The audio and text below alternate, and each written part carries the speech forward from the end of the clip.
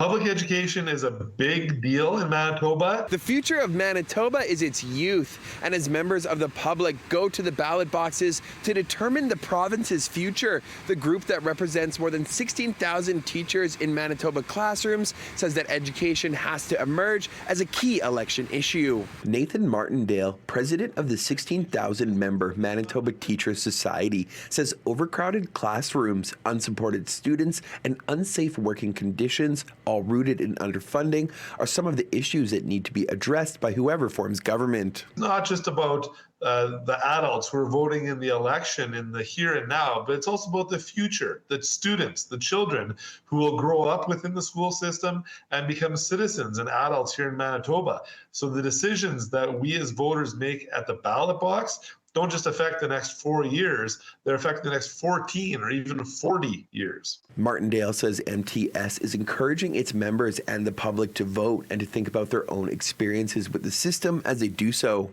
Public education matters, and the number one issue that we want them to keep in mind when they're voting is the real day-to-day struggles they're experiencing in their classrooms. Education is always a key election issue. Nello Altomare, who is running to keep his seat in the Transcona electoral division, says right now classrooms are overcrowded and kids don't have the support they need following the pandemic, saying if elected, the NDP would try to be a partner with school divisions, providing stable funding, something he says they currently don't have with the PCs. Right now, we need to ensure schools are funded properly.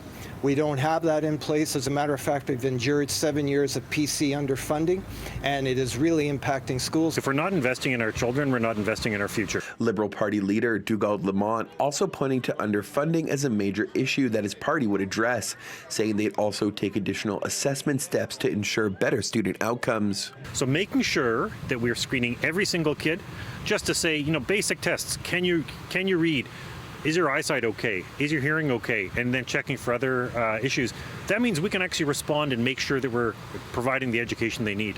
Huge difference, and it's not happening right now. In a statement, the PCs highlighted how this year as government, it invested $100 million to support education in Manitoba, which they say is the largest boost of funding in 40 years.